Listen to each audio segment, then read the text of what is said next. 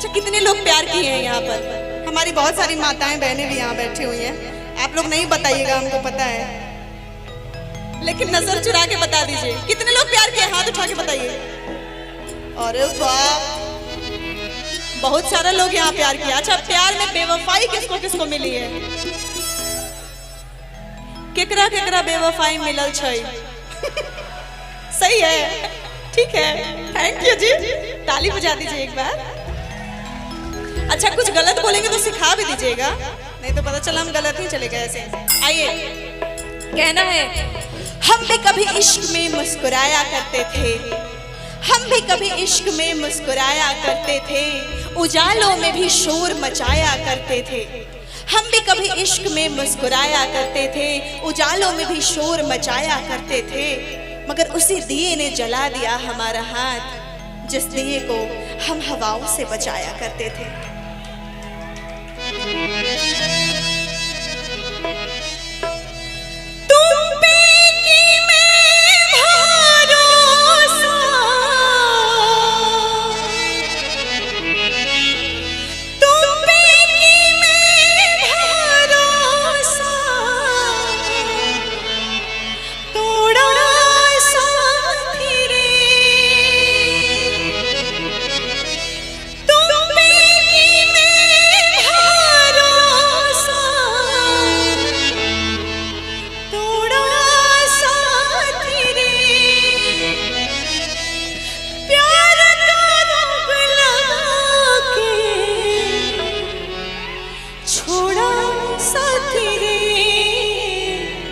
छोड़ा साथी रे, 2 दिन की जिंदगी में जीना मुझे सिखाया। हाँ 2 दिन की जिंदगी में जीना मुझे सिखाया, जीना मुझे सिखाया। प्यार का नशा चढ़ा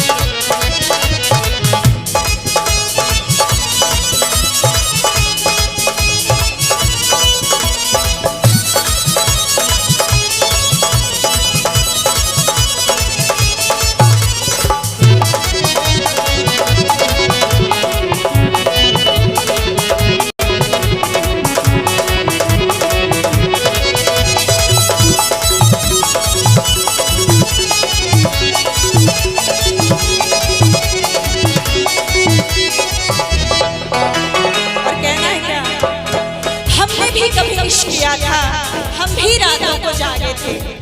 हमने भी कभी इश्क किया था, हम भी रातों को जागे थे। था कोई जिसके पीछे हम नंगे पैरों भागे थे।